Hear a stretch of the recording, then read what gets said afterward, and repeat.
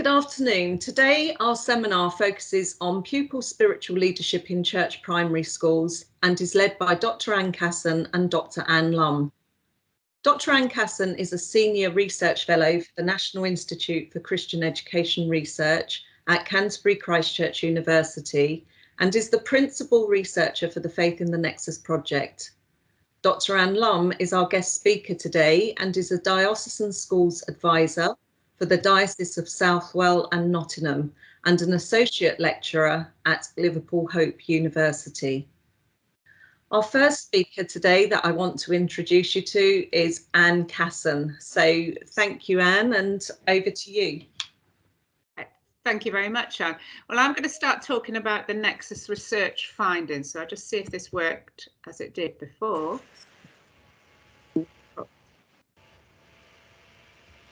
And Pete, you can let me know when you can see. But what I'm going to do is to pull out the Nexus research findings about pupil leadership and to share those with you. And then Dr. Anne Lum's going to pick up and give some evidence examples of what they do within their diocese. So some of this will be a little bit repetitive talking about the Nexus, but we've got people on who've not seen the Nexus before. So I'll start from the beginning.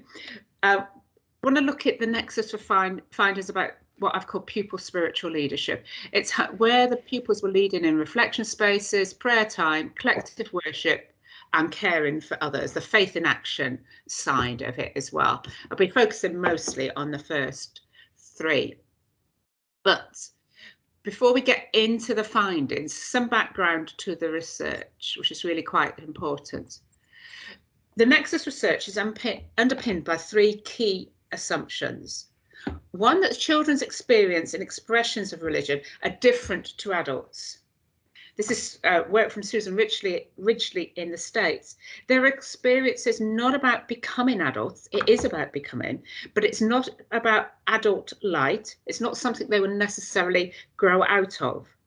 So it's to start with the premise that what children's experience is different and it's not less. It's not less. We're not just looking at a smaller version, a weaker version of adult religious experience.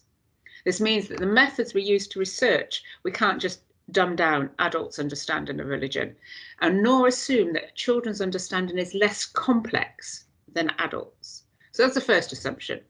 The second is, and this is a really important one for when we're talking about pupil leadership, children are active agents in religious socialization. There's a lot of research, again, some of it coming out of the States, talking about children as co-creators, co-constructors, that children are not just passive, empty vessels. They're not passive, yet to be socialized, not yet adult people. So that's a key thing. And I think working with pupil leadership, pupils are contributing. They're not just copying or learning off adults. You need to take on board how much the child can put in. And the third is the research aspect of it, that you begin with a child's understanding of what religious beliefs and practice is about, rather than how it is described by the institution. Now that leads us into the next aspect that we've worked with, and as I've written it up and analysed it more, it's focused more on, is children's lived religion. But this is not lived made up religion, it's lived religion within an institutional framework, which in this case is the church primary school. Now, studying lived religion or everyday religion is quite a common approach and is used by a lot of people. Again, it's Nancy Anneman in the States. It's the idea of religion that you experience in your everyday life, and it can be religious practices totally disjointed from an institution, but often it is within an institutional framework, even if they're not part, as we might say, of church-going people. And I've extended it a little bit further. It encompasses spiritual practices in everyday life. When you're talking to people, when you're talking to, I was going to say ordinary people, but everybody's an ordinary person, the distinction between religion and spiritual is often very fuzzy. So pupils' expressions of what they see as everyday religion in a church primary school provides a rich area to explore the nuanced, multifaceted connection between the individual and the institution. And this is where this pupil leadership's coming from. You've got the institutional framework, you've got the adult interpretation of that, and then you've got the pupil interpretation of that, and it's all layered up. To give a little bit of background to where the research comes from, for those who've not come across Faith in the Nexus before, Faith in the Nexus still is an empirical mixed methods research project undertaken by us at NICER. And the question we looked at was, how do church primary schools in England collaborate in collaboration with the local church and parachurch organisation, facilitate opportunities to explore faith, spiritual life in the home? To do this, we went into 20 church primary schools and held focus group interviews with, in the end, 187 pupils and 267 adults. I'm saying we, but it was me who went in and did all these interviews, all these focus groups. So a lot of the stuff which is coming out is mulled over in my head and in what I put down. We also did, to substantiate this, an online survey, which was completed by about 1,000 people, adults, pupils, and teachers, governors. So we've got the background to that as well. So going into these interviews, which are absolutely fascinating, we are looking at what happens in these church primary schools, how church primary schools work in an environment where they serve their local community, whether they're Catholic or Church of England, and they engage with multiple worldviews all day, religious, non-religious, and interestingly, different interpretations of the Christian worldview. Digressing a bit, it's quite interesting when the parish church and the school have a different interpretation of the Christian worldview and how they work together. But going back to that everyday religion, the first question and the way I framed the interviews were to ask the children, and they were the first ones I tried to interview. It's always a group of children. What does spiritual or faith mean to you?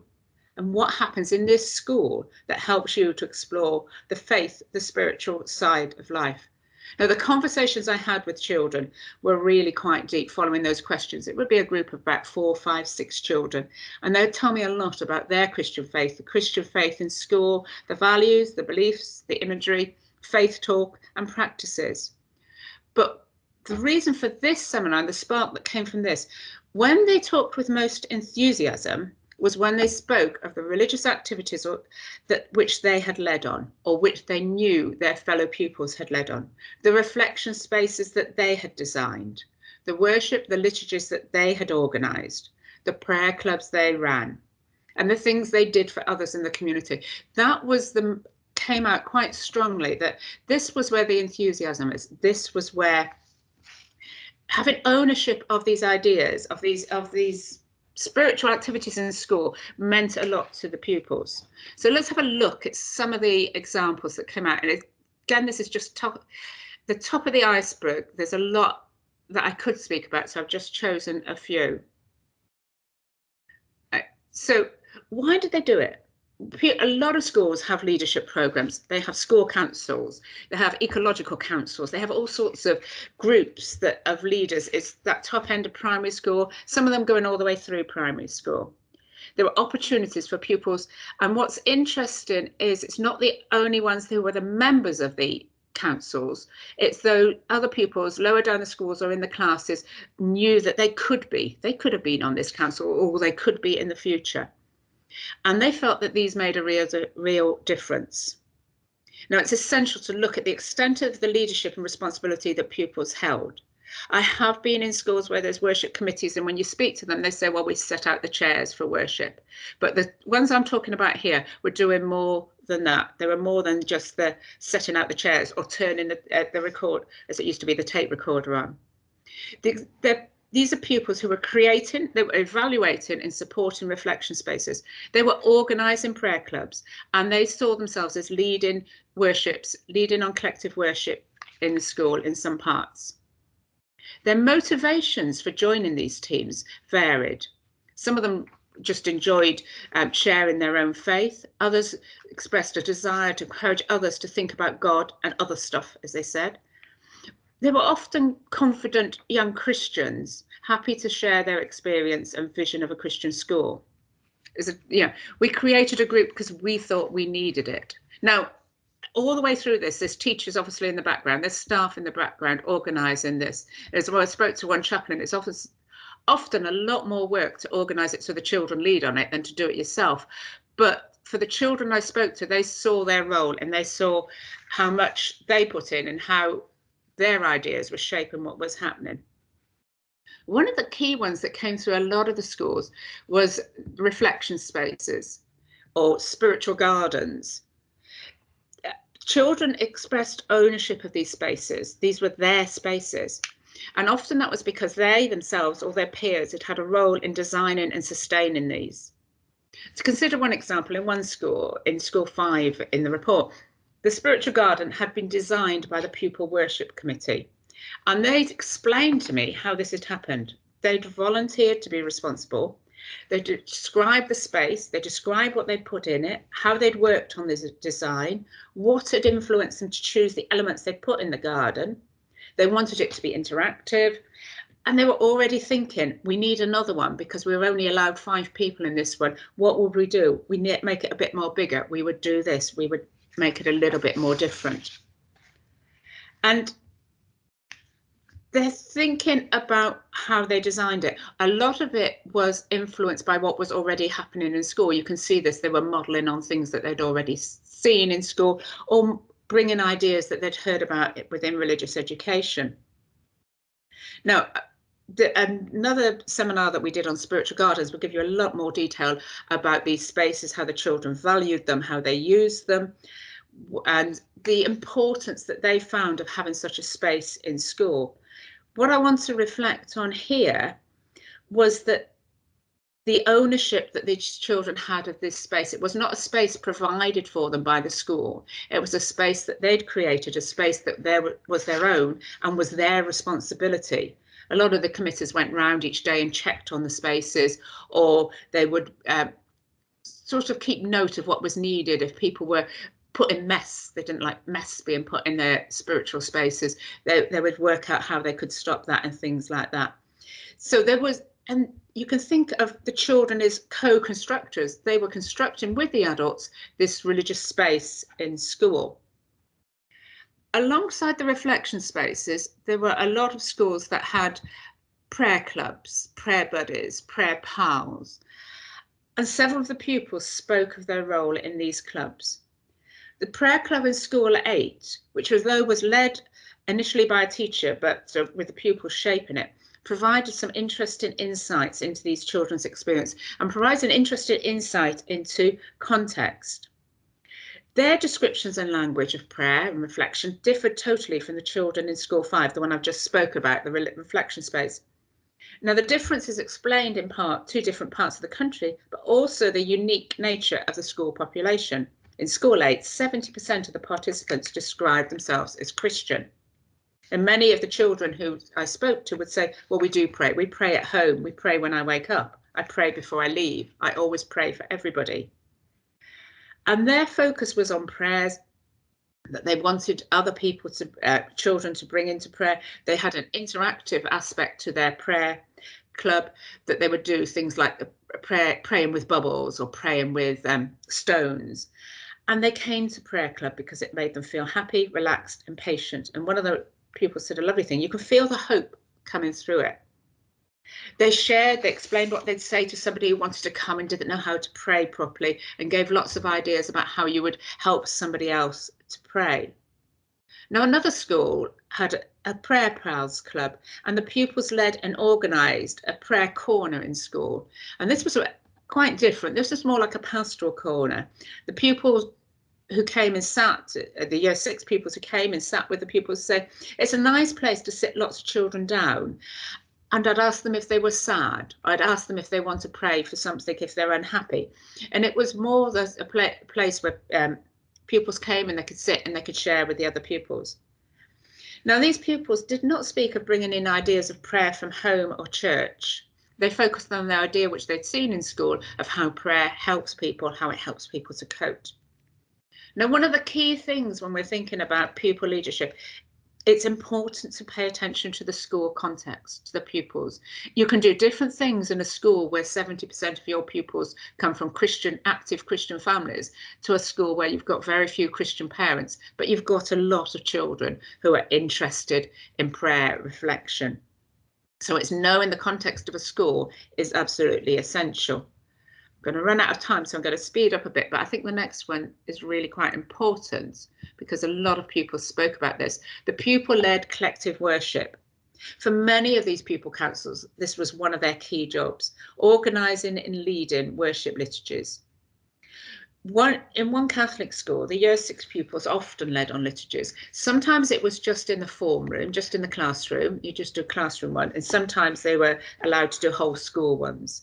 And they always had really interesting ideas, again, modelling probably what they saw their teachers doing. They thought that when you're preparing this, you need prayers, you need words that you can base it around to keep a general flow, because it's quite hard to build a liturgy from scratch. You need singing, and often the teacher will have quite a whizzy idea to start it off. And so they had a formula sort of thing which they would work with, but then they always had to do an activity. So one week we asked them if they could pick up a pebble and bring it to their place and hold the pebble and close the eyes. The one they did with the glitter, they really loved that one, which is on the slide. Yeah, we put glitter on everybody's hands, and then they had to shake hands, and obviously everybody's then got glitter all around, and they were like, that's happiness. Now, the children had volunteered for these roles. They were clearly in the background, staff guiding the work, but they relished the opportunities to use knowledge. In another school, the pupils told me at length of this worship that they'd done based on a Bible story. And they said it was so good because the teachers weren't telling us what to do. We had to think and use our imagination and use our knowledge of RE. So they were bringing knowledge that they'd got and understanding in school to create this liturgy. Pupils often spoke fluently about the Christian values. They knew how to do a liturgy, a worship. You know, you do it with a school value. What value have we got? How can we show that? And many of the church schools encouraged and empowered the pupils to become peer leaders. Dr. Anne Lum's going to speak a little bit more about Anglican dioceses that have programs to support and develop young worship leaders.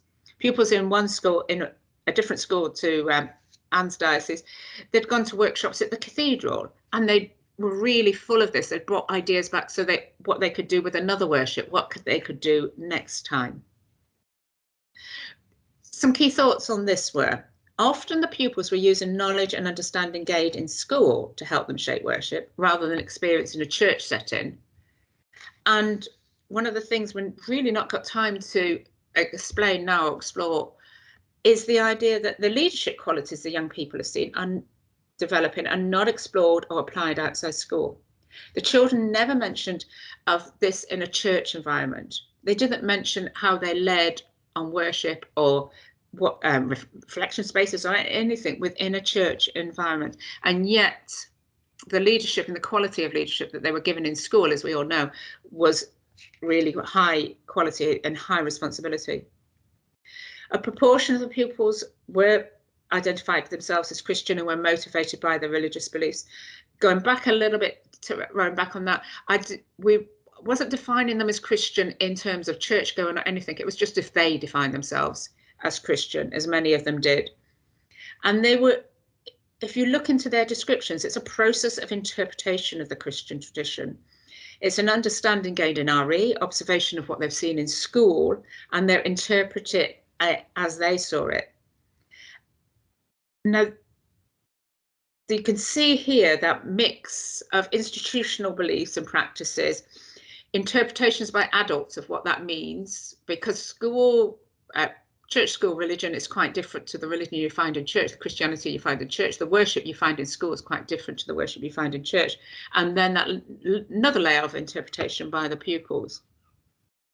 They often saw their role in these leadership committees as being no different to leadership of the Ecology Council or taking responsibilities for wider community. Just want to touch on one other council committee that many of them mention is the Caring for Others, the Charity Action Council, or in one school they actually had the Archbishop of York Young Leaders Award running, and there it was, they were being upskilled, they were given development in how to lead, and they really appreciated the leadership roles they had within that environment.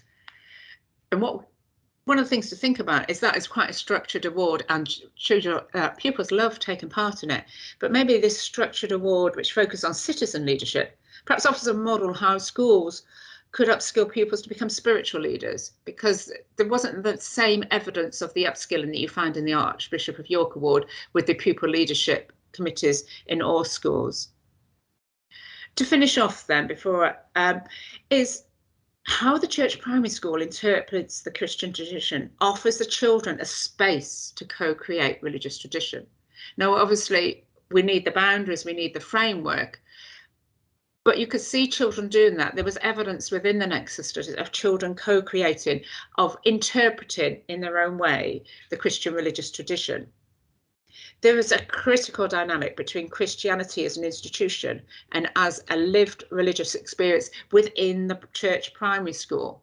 And what would be interesting to go further would be to unpick those layers of interpretation. You've got the interpretation by the leadership, you've got the interpretation by the adults who feel they're working in the church primary school, interpretation by the children. And add on to that, the interpretation the parish church has of what the Christian tradition means. You've got several layers, and which will be quite fascinating to unpick. I'm going to finish now. So I think I've shown the potential and the importance that young people put on these spiritual leadership roles. And I think what I've said raises more questions, a lot of questions about how we enable, how we facilitate young people to take on these roles, how we guide them, but how we give them the opportunity. Right. And P, I'm going to finish there. Thank you very much. And I'd now like to welcome Dr. Anne Lum. Good afternoon, everyone. Hopefully you can hear me okay. If I could have a thumbs up from Anne P or nods. Yeah, brilliant. Thank you. So it's lovely to be here this afternoon. Anne Casson invited me along to talk to you a little bit about some practicalities around Pupil Leaders of Collective Worship Conference that we've now run 2 of in our diocese. So I'd like to share my screen, which tried before you all joined, so hopefully it still works. Here we go. So hopefully that is now showing, and I'll switch to slideshow. Try again. That's all showing, Anne. Brilliant, thank you. I think Anne may have mentioned about a school in another diocese where they'd attended a conference at a cathedral, and I suspect that may have been Birmingham Diocese, where my colleague Jill Stolberg ran a conference pre-pandemic, and as Midlands advisors we meet together from time to time. We used to meet in person, now we meet online, which has been a blessing of the pandemic. But she shared with us that she'd held this conference, and Jane Lewis, my colleague at Southwell and Nottingham Diocese, and I really were enthused by that, and we took that away with us, and we planned our own version of that, and we duly advertised it and had it all set up and ready to go, and then the pandemic struck. So we were going to hold it at the Minster in Southwell, but we had to then transfer it into an online conference, and so we held that online conference, the first one, back almost a year ago now, in January last year, online, and I'll talk a little bit more about that in a moment or two. As you can see from this slide, we've held it again online just recently in November, and we are hoping and praying that we'll be able to do the in-person version this coming May. So it's really interesting to hear the research that Anne Casson's been doing around this, and it really does very much tie in with where we felt our schools were at in terms of leadership of collective worship, and we wanted to do something to support pupils becoming leaders of collective worship. This is a slide which shows quite an old now piece of work that Helen Matter, a colleague in Suffolk, did some years ago, but I think is still really, really relevant. And Helen, in this little leaflet, which I think probably still available on Eds and Ips Diocese website, talks about teachers being used to empowering children in school in lots of different ways, taking charge of their own learning, pupil voice, and so on, as Anne Cassen's already mentioned, and that it's therefore natural that we should be trying to enable this to happen in collective worship as well. And it is very much about moving beyond having children responsible for the practicalities of setting up the collective worship area, operating the tech, answering questions during worship time, doing a bit of drama or preparing a class worship, which can sometimes stray into the this is what we learned this week on. And moving away from that and actually wanting to empower and enable children to plan and lead collective worship. That's not to say that the practicalities aren't important. Clearly they are. And for some children, that's a really important way of them contributing. But how can we enable children more widely to take a more active lead in actually leading, planning, evaluating collective worship? And so our conference was aiming to provide those resources and ideas and develop the skills to let the children lead, going beyond the setting up rota. So, as I've already mentioned, this was originally planned as an in-person event where the children would have the opportunity to contribute to displays indicating what, in their view, they already do well in collective worship, so listening to the pupil voice. And this would have allowed the opportunity to exchange ideas and generate conversation between children from different schools. Clearly, because we had to move it online, we had to adapt to make it an online conference, and that presented us with a number of logistical and technical challenges as well. But this gives you the outline of the day and basically what we were attempting to do during the course of the day. We asked the schools beforehand to brief the children and to encourage them to introduce their school on the day and say the best thing about collective worship in their school. We wanted this to be a conference where it was very much about the children and about skilling them up and enabling them to have a voice. And that worked really well at the start of the conference because they were prepared for it. We didn't have awkward silences. They were all ready and more than willing to contribute, which was great. We gave a bit of an introduction around what we would expect in an act of collective worship in a church school. And then we had a series of workshops, which I'll show you the outline for those in a moment or two as well. We had enabled within the day or within the session opportunity for the schools to have a bit of time to plan and reflect on what they'd been learning. And then they gave us some feedback at the end of that. And we did a blessing and a sending out at the very end. When we were beginning the conference, we had a poll for the schools, for the children to participate in as they were joining.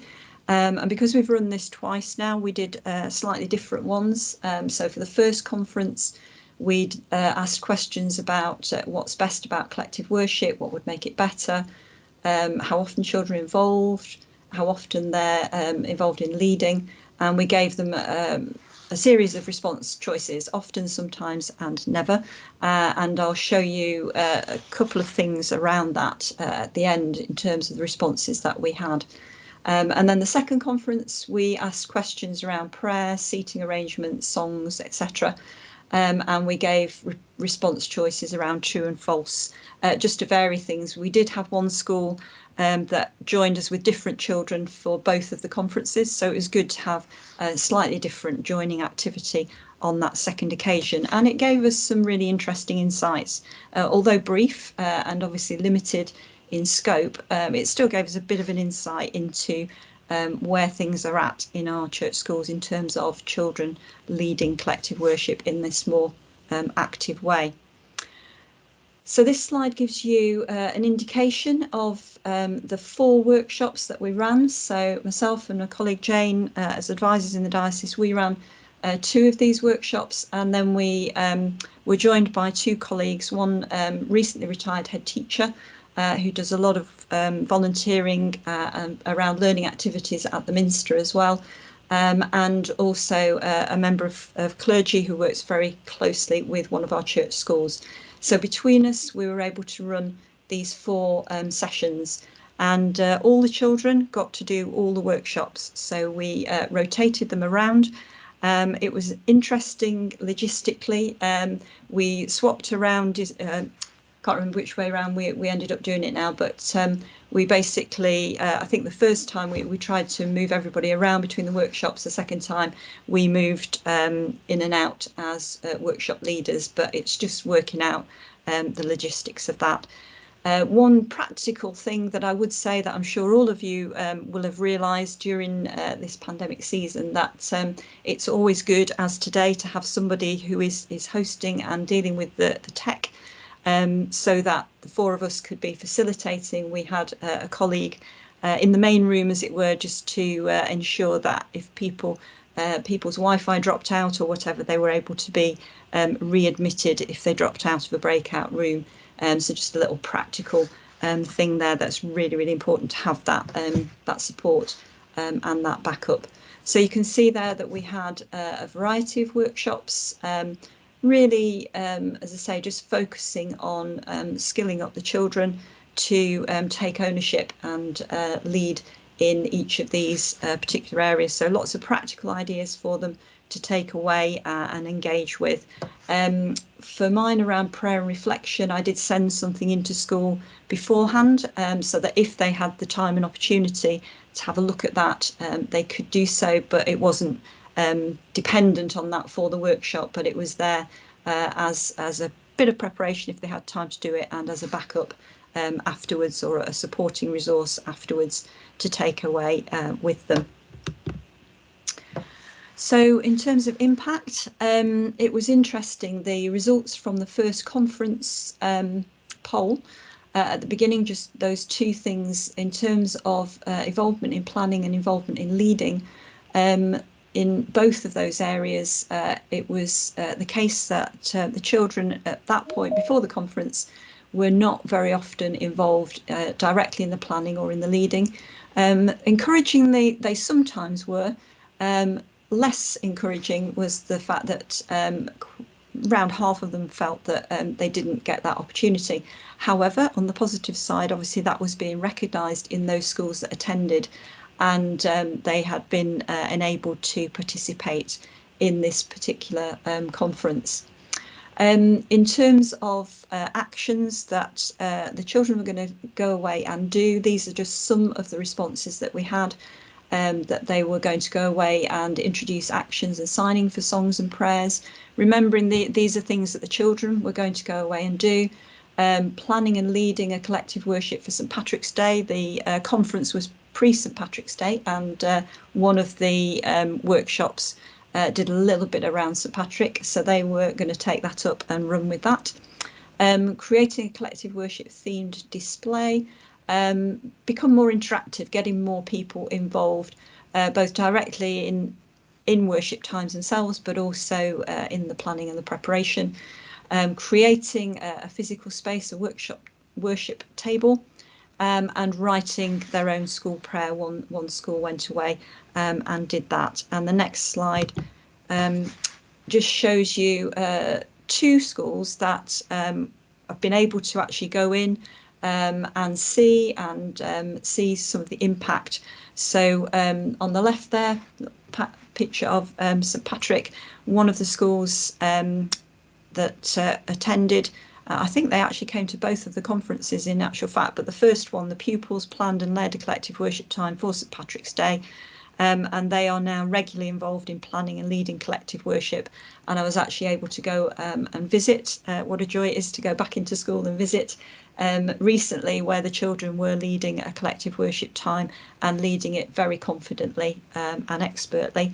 And on the right there is the prayer, school prayer, that was written by another group of children from another school when they came in. The rainbow is a symbol for them and has been pre-pandemic. It wasn't just as a result of the pandemic. And they've written their rainbow prayer as a result of coming to the conference. So I think, just in summary, I think for us, it's about the children gaining increased confidence. It's providing them with more opportunities for creativity, opportunities to take part in a conference, seeing children from different schools as well. And actually, particularly the first conference, I think the novelty for the children of being in a conference that was set up especially for them, that was online and was a little bit different from what they'd been used to at that point. It actually, what I didn't say was that the first conference that we held, we'd planned it at the point where schools were back in for all children, and so it was going to be online with each school logging in. Unfortunately, it then happened, the quick lockdown that happened last January meant that we had some children logging in from home and some in school, so that was quite a technical challenge, but the children were brilliant. They coped with it really, really well, and I think just showed us what they are capable of, really. So I think that's it in terms of my talking. I said about 15 minutes. I think that's probably almost 15 minutes. So I'll stop sharing my screen and hand back to Anne P. Thank you, Anne. That's absolutely brilliant. Absolutely fantastic. And we will be handing over again to some questions there. Some really practical ideas coming out from that presentation, well, from both. And it would be good to have your insights as well and your thoughts. I normally wait, but I am going to jump in on this because I liked what Kieran wrote. I'm just wondering, Dr. Anne Lum, did you have to work with the adults to, I suppose, give them a sense of confidence in empowering those pupils to take charge and take lead within worship? Was there a lot of work to be done with adults? I think that's an interesting question. We didn't do specific work pre the conferences around that. Having said that, myself and my colleague do a lot of work with our schools directly, and quite a lot of the schools that engaged with, certainly with the first conference, were schools that we weren't surprised that they were wanting to attend, because we had worked quite a bit with the staff. What was very encouraging about the second conference, though, was that it seemed to kind of be going a bit more wider than that as well. So it wasn't just dependent on us having worked with the staff beforehand. I think there is an increasing recognition of leadership at all levels in church schools, particularly, I think, prompted by the church school inspections, SIAMS inspections, where there's an expectation around everybody flourishing, but everybody also being encouraged to lead in lots of different ways in school. And I think as we do more and more work with schools around that as well, and courageous advocacy and all of those things, that's skilling up the children in leadership in all sorts of different ways. The Archbishop of York's award that was mentioned by Anne Casson as well, a number of our schools do that. That actually, I think the staff are looking to widen opportunities for children, and collective worship seems to be coming on the radar much more readily, which is, really, really encouraging. So yeah, I don't know if that kind of answers your question. That's lovely. Thank you. Thank you very much. And P, just to finish off that, because Alison Taylor's just put something in the chat about adults lacking a shared understanding. One of the things that's coming across the more of these seminars and people we talk to is the issue of staff in school, adults in school, coming from a non-faith background. They want to learn, they want to support the church school, but it is, and I think this is something Anne hinted at, where she's working with the schools, it's supporting those adults to have that confidence. And I think there's a lot that, as Nexus, we're looking into that area, but there's a lot that needs to be thought through, that to give the adults the confidence. And the language, if you lack a shared language, a shared understanding, then a lot of stepping back and saying, well, the confident Christian children can do it, it's not enough, it's not sufficient. So I think that's really important. I think somebody else we've got Virginia with her hand up. Virginia? Yeah, hi there. Hi. Yeah, just a couple of sort of different things, really. Firstly, I work with a colleague. I'm in Rochester Diocese. I work with a colleague in Canterbury Diocese, Rebecca, and she's produced something called William and Lucy Lead Collective Worship, which is a sort of a way in through children talking about leading collective worship and the sort of around, if you like, the why we do certain things and the how as well. So that's a nice resource. You can find details of that through Canterbury Diocese website. That seems to work well as a little program, if you like. And then the teachers have something as well. We just talked about adult confidence, and actually they learn at the same time, don't they? In this sort of, although it's written for children, you've got something going on there, hopefully as well, in terms of adult increasing their understanding a little bit by bit. The second thing was a question just around that idea of children buddying or sitting in little in areas to be alongside others. I certainly have got examples of where schools have adults do that, possibly someone from the church or the incumbent or something like that, maybe once a week. I was just wondering how safeguarding works there, because obviously in quiet, safe spaces, children are sometimes prepared to speak about, you know, things that you know would sort of be a sort of disclosure issue. So, you know, how does that work if it's other children, and how is that sort of managed and guarded against? Sorry, maybe I'm being a bit, I don't know whether I'm seeing it in the right way, but I don't know whether that's been thought through or not. Just picking up on that, Ellen might be able to pick some more up on this. The space that I looked at, the prayer space where this was happening, was in a corridor. It was an open space. So the children, it wasn't a closed room. It wasn't a closed space. So you've got the teachers, you know, this was lunchtime, break time, the teachers on duty always around. And there was guidance given to the children who were the prayer pals, the prayer buddies, similar as you get to the ones who go and do the playground thing where they do the friendship benches and things like that. You know, the fact that it was prayer was maybe, you know, the difference, but I would have seen them as equally as the children that you encourage to be the playground mentors and things like that. It wasn't a public, I haven't seen it anywhere else. And I don't know whether you want to pick that one up. Well, yeah, I think I'm assuming it was the school that's in our diocese that do that, and they've been doing that for some time. So it's a well organised system, as Anne's just said. It's generally older pupils buddying up with younger ones, and they've been properly trained. And as Anne said, it is in an open sort of space, created to be safe, but also open in the sense that, it is in a corridor, and it's as safe as it can be. But yeah, it's a really important question. Thank you for asking it, Virginia, because it's important to kind of clarify on that, I think. But it's just another great way of children being able to come alongside other children on a different level, a different kind of buddying sort of level. Yeah. Thank you. And Judy? Yes, I was just going to, I was thinking about that idea of what can churches do, and also about where the confidence comes from.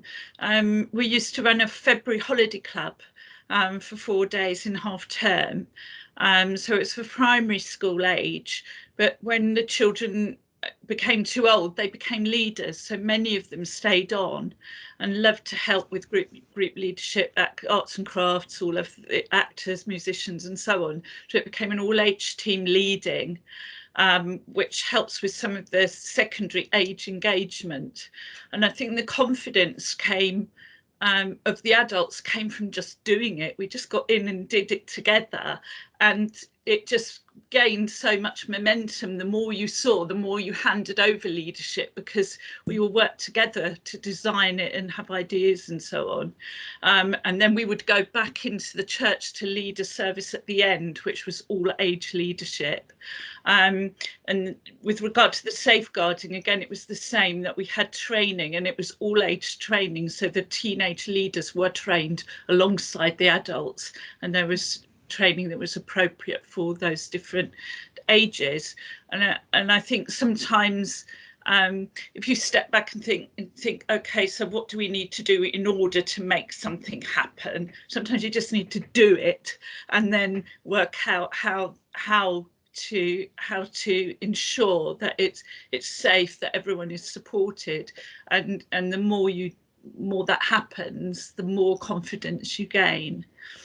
So I just wanted to share that example. It was exhausting though, but I think that you know, that rather than thinking how can children step into the adult space of a church service, what can be done in different spaces with different parameters, and I think that's become quite exciting for us. That's really helpful. Thank you. Really helpful insight there.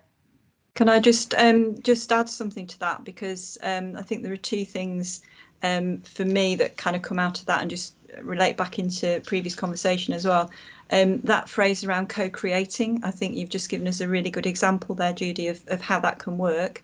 And work really, really positively in a church setting as well as in school as well.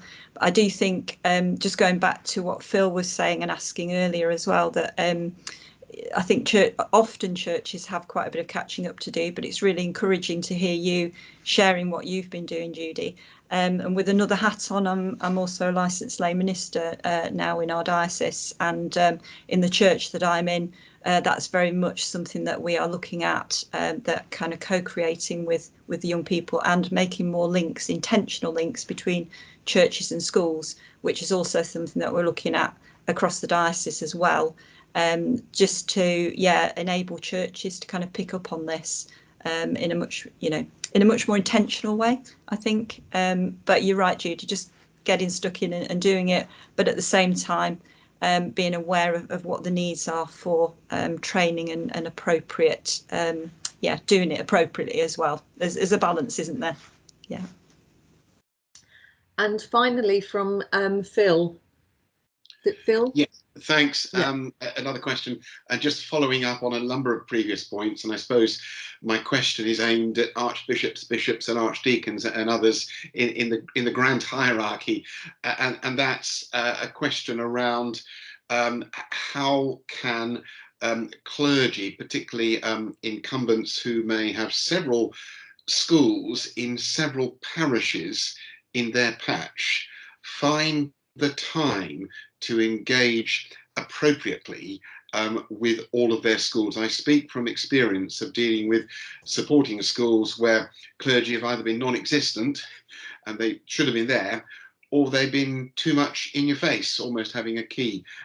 So I'm just registering a point for Anne or whoever to pick up, but it follows on from the a number of contributions around clergy in particular, but not necessarily just clergy, church leadership teams engaging with a life of their church schools, and obviously in the bigger picture, not just church schools, but their parish as a whole. I think there are some issues around resourcing there, and I'm sure that somewhere along the line those issues will be picked up. But I thought I'd just mention those points. Thank you. Thank you. That's really good, Philip. Because we're going to pick that up next month, and we were planning to look at the bridge. I can't remember what title we came up with then, about bridge building, the bridges parishes can make. Look at the focus on the parish, because we've done lots of focus on the school. Swap the focus around. So might be in touch with you. I'll email you, Phil, about what we're doing now. Well, I think we're going to have to draw this to an end, unfortunately. We're coming up towards the end of our session today. First of all, I want to thank Dr. Anne Casson and Dr. Anne Lum for some really inspiring presentations and thoughts there. It's given us a lot to think about.